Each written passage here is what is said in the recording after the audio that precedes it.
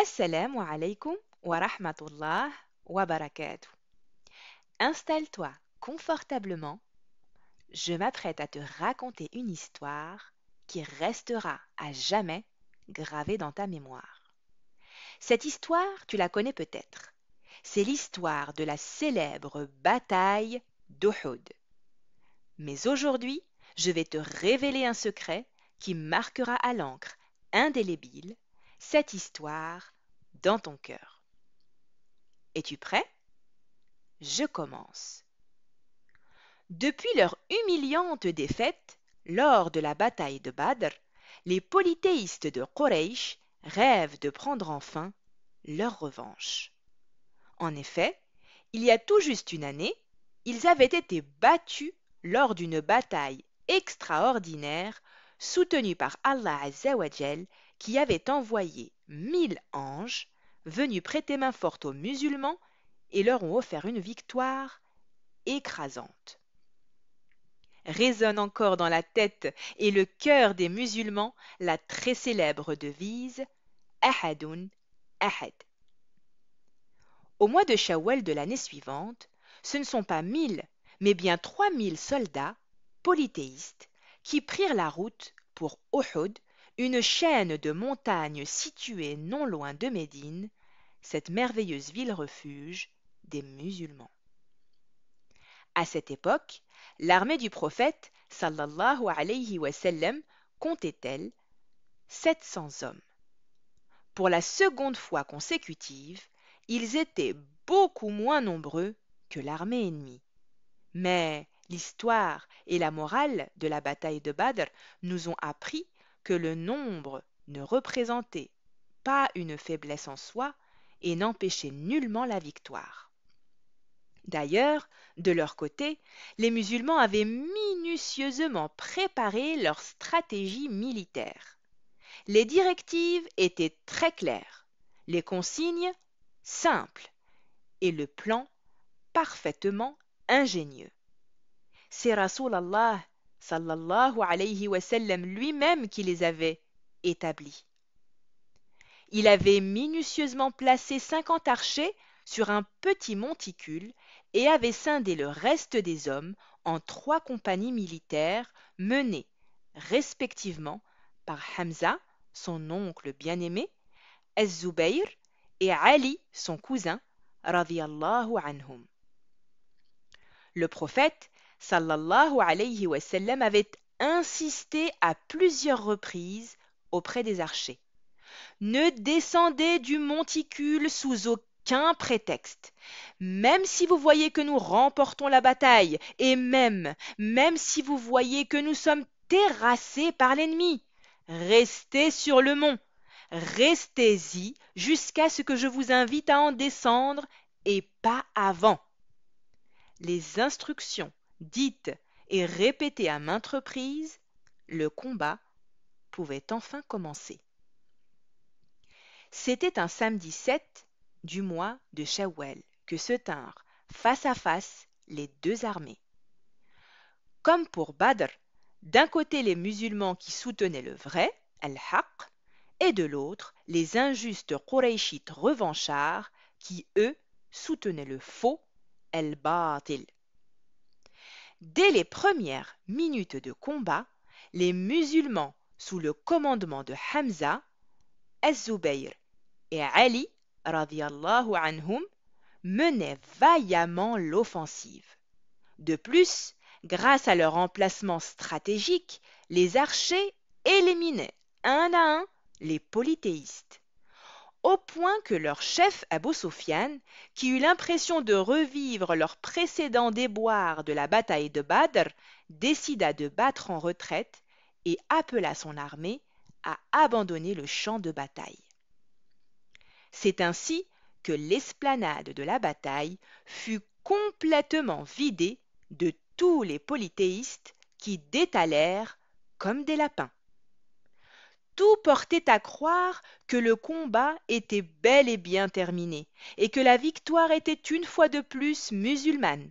D'ailleurs, les musulmans étaient tellement heureux qu'ils se précipitèrent sur le butin et étaient déjà en train de se partager les biens abandonnée par Quraysh, au point où même la majorité des archers qui avaient reçu l'ordre de ne pas descendre du mont sous aucun prétexte avaient quitté sa position. Seuls 10 sur les 50 archers obéirent aux ordres du prophète sallallahu alayhi wa sallam jusqu'à la dernière minute de leur vie. Quel malheur! Désobéir au prophète d'Allah est une bien mauvaise idée qui allait provoquer un véritable revirement de situation en faveur des polythéistes et aboutir à une énorme catastrophe pour les musulmans et les 10 archers restants en première ligne. En effet, voyant que la voie était désormais libre, un escadron mené par le grand chef Khalid ibn Walid, caché tout près du mont des Archers, lança ses hommes contre les musulmans désarmés et pour qui le combat avait déjà pris fin. Ce fut un effroyable carnage. Dans la panique générale, les musulmans perdirent des dizaines d'hommes.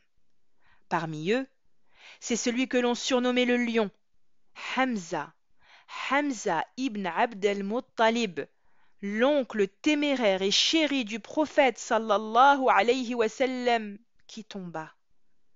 C'est alors qu'une grande et terrible tristesse s'abattit sur le champ de bataille.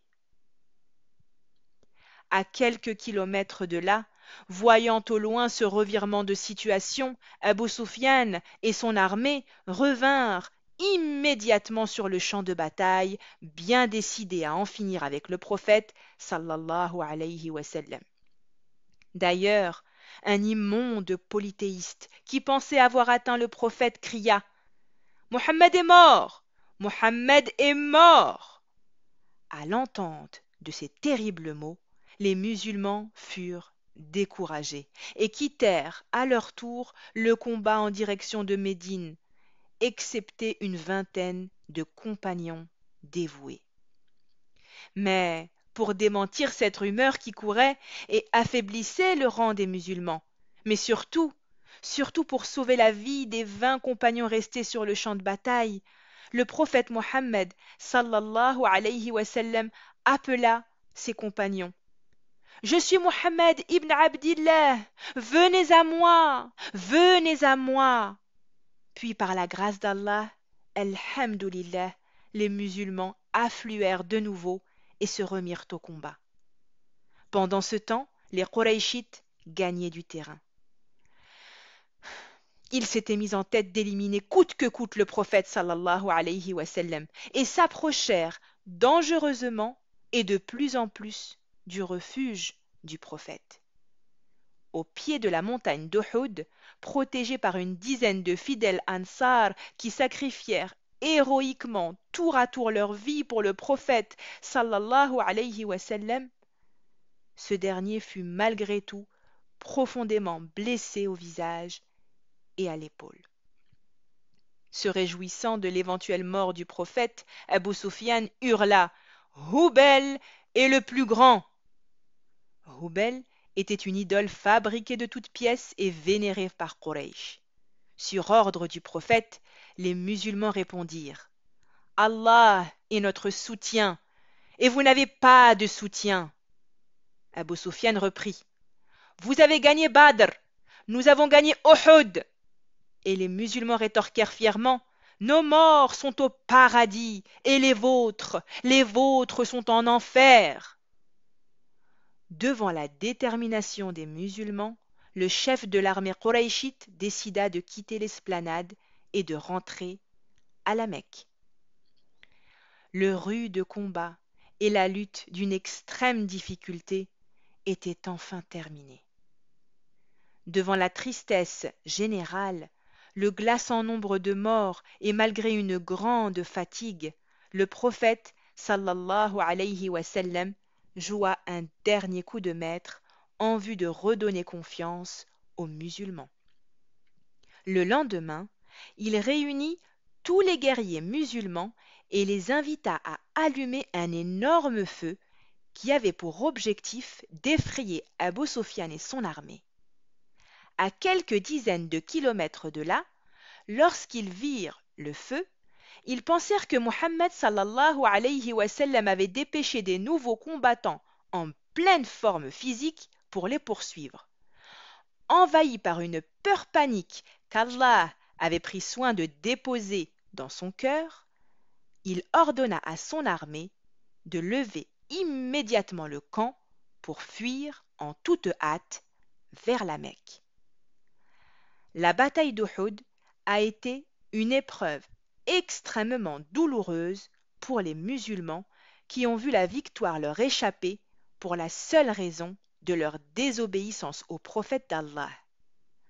Toutefois, après leur erreur fatale et l'appel du prophète sallallahu alayhi wa sallam, ils ont, bien que difficilement, tâché de rattraper leur faute.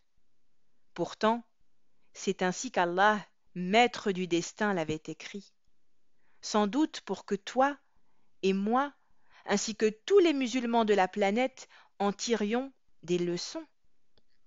Et la première, parmi ces leçons, pourrait être, tout comme les 10 archers restés sur le mont, malgré l'appel de la richesse des biens de ce monde éphémère, l'obéissance à Allah et à son prophète en toutes circonstances et jusqu'à notre dernier souffle.